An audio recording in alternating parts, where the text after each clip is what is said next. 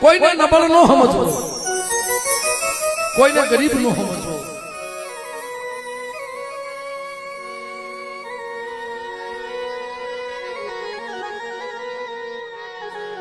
હા, અને કોઈ જગ્યામાંથી કોઈને જકારો નો મારવો ભાઈ. જકારો મારશો ને જકારે જીવી હોય જશે, પાછી વાળવી ભગવી પડે ભાઈ.